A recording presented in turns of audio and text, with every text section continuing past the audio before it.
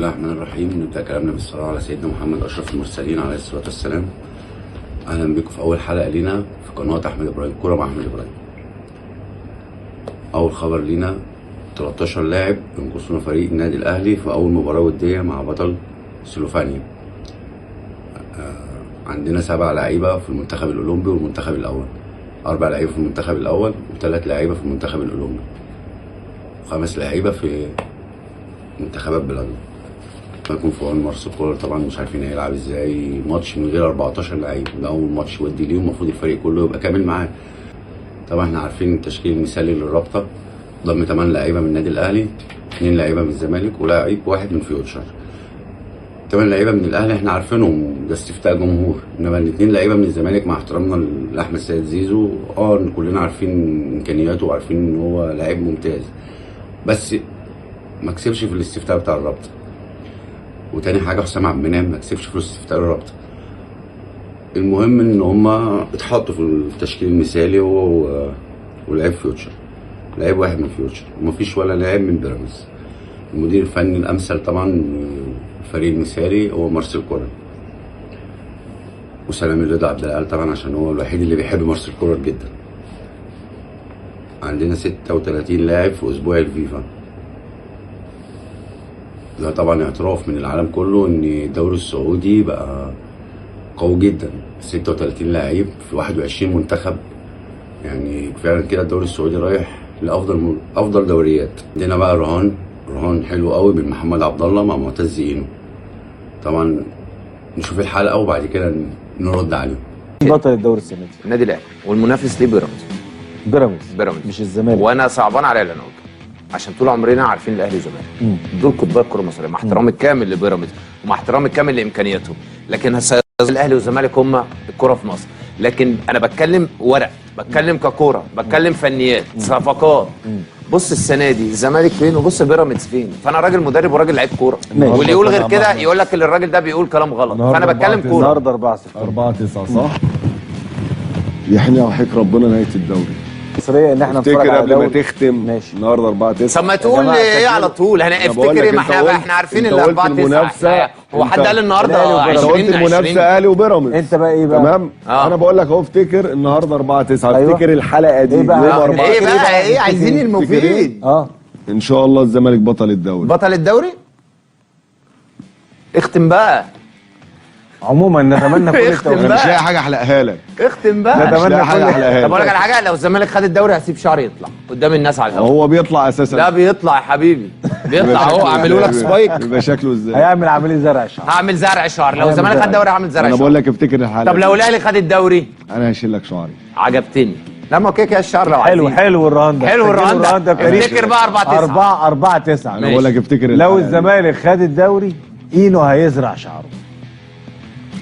لو الاهلي خد الدوري محمد عبد الله هيحلق شعره. طبعا متاكدين ان محمد عبد الله هو اللي هيخسر الرهان، فهنقول له نعيما من دلوقتي. وجاهز يا محمد عشان الحلقه تبقى حلوه.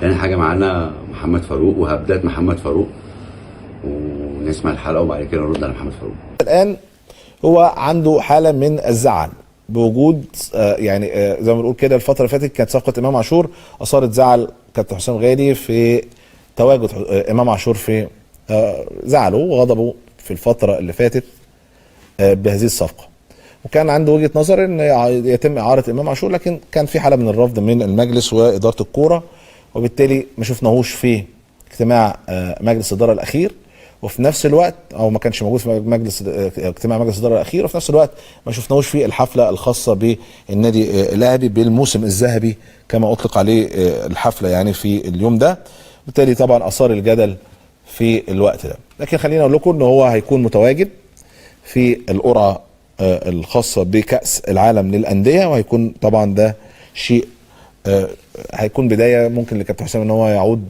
مرة أخرى للطريق اللي ممكن خاص بعدم الزعل يعني. طبعا محمد فاروق عمل خناقة من الوهم خياله ان حسام غالي بيتخانق مع مجلس إدارة الأهلي عشان إمام عاشور، ومعرفش إمام عاشور عامل لهم إيه أصلا. يعني هو إمام عاشور لغاية دلوقتي عامل مشكلة جامدة أوي في كل الدنيا بصراحة، وبيحاول يفهم الجمهور ان مجلس إدارة النادي الأهلي بيصالح حسام حسام غالي ان هو مثلا زعلان الراجل على ان امام عاشور جه النادي الاهلي، وده طبعا كلام مش موجود اي حاجه منه. نيجي تاني خبر لينا، رضا عبد العال وهبده كل يوم، ومش عارف هو حاطط مارسيل كولر في دماغه ليه. نسمع كلام رضا عبد العال ونرجع نرد عليه. ايوه وحدها ازاي لوحدها؟ زي الناس، اسمع الكلام. أيوة. انما كوره لا، ازاي؟ زي الناس. الاختلاف اللي حصل في اداء النادي الاهلي ولا على مدار اختلاف ولا على حاجه، مدار مفيش الموسم. فرق اصلا. اسمع بس واتك على الصبر، مفيش فرق اصلا.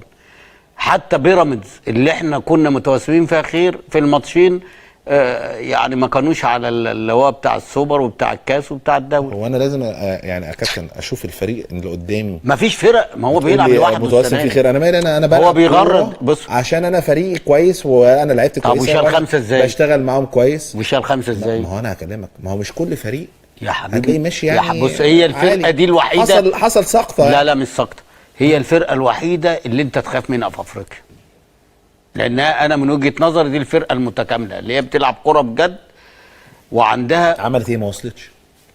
وايه يعني؟ ايوه عملت ايه؟ ما هي ده احمد ربنا. ما بص وصلتش. احمد خسرت ربنا بالوداد. احمد ربنا ان هي ما وصلتش، لان لو وصلت انت ما كنتش هتاخد افريقيا ازاي؟ زي الناس. فكولر بالنسبه لك ما عملش فرق في الكوره جوه الملعب لفريق النادي الاهلي. يا عم اللي عمل فرق مجلس الاداره لما حافظ على اللعيبه اللي هي موجوده. مجلس الاداره من كتر الاقتناع اللي موجود، الراجل مضى سنتين وهيمضي. طبيعي، ما انت مضيت مع موسيماني اللي كنا برضو بالنادي بنقول ان هو مع نفسه موسيماني. بس تطلع الراجل السما. انا بقول لك هو قليل فنيا. اصل السيطره على الايام سيبك من السيطره. سيطره ايه واحنا في الجيش؟ السيطره ايه؟ طيب مدير فني يا حبيبي لا. السيطره ديت بفنياتك العاليه. تسيطر على اي حد. ليه؟ لما انت تحس ان المدرب اللي قدامك فنيا عالي. طب انا بقول لك اللعيبه بقى عارفين ان هو يعني بيقولوا لي ان هو مدرب عالي. يا راجل ده ما بيعرفش يغير. يا راجل احنا هنقعد نلف وندور. ما بيعرفش يا راجل يغير. ايوه يا جدع، في ماتش ريال مدريد ده حسين ماتش إيه؟ الشحات كان ماتش إيه؟ احسن. ريال مدريد ريال احسن لعيب في الملعب وشده. يبقى ده بيعرف يغير. انا بقول لك بدايه كولر كان ما بعد مباراه سان داونز. لا لما قالوا له تعالى هتلعب ب3 دفندرات يا اما هتروح. قالوا له؟ اه. لا مش الشخصيه دي يا كابتن. هو يا جدع قدام ريال مدريد بيلعب ب2 دفندرات. حصل ولا ما حصلش؟ طيب انا لما احسن بعد ما شال 5 اشوف خطا ايه. لا وابتدي احسنه. ايه يابا المشكله؟ خطا ايه؟ وعندي اللعيبه اللي تقدر تنفذ. خطا ايه؟ اسمع الكلام. هو بعد ال5 قالوا له هتلعب ب3 يا اما هتروح. معانا المنجم، طبعا انتوا سمعتوا كلكم المنجم، ولا نقول بقى قارئ الفنجال كابتن رضا عبد العال يقول لك ان صن داونز لو كان كسب الوداد كان هو هيكسب البطوله من الاهلي، والاهلي ما كانش هياخد البطوله. طب بما انك بتقرا الفنجال كده، ما تقول لنا مين اللي هياخد الدوري السنه دي؟ الراجل ده طبعا هو مش عارف، هو حاطط مارسيل كولر وحاطط النادي الاهلي في دماغه بطريقه وحشه جدا. الناس كلها شايفه مارسيل كولر ان هو مدرب ممتاز الا هو. وانا مش عارف هو مشكلته مع مارسيل كولر في ايه بالظبط. وبس كده، وخلصت اخبارنا النهارده. متنسوش اللايك والمتابعه وتفعيل زر الجرس اللي يوصلكم كل جديد من قناتنا. وبس كده وخلصت كل حاجه.